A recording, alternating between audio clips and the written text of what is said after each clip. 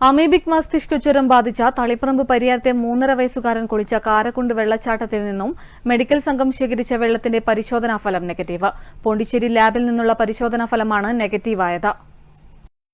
കഴിഞ്ഞ മാസമാണ് പരിയാരം പഞ്ചായത്തിൽ താമസിക്കുന്ന 3.5 വയസ്സുകാരൻ കാരക്കുണ്ട് വെള്ളച്ചാട്ടത്തിൽ കുളിച്ചത്.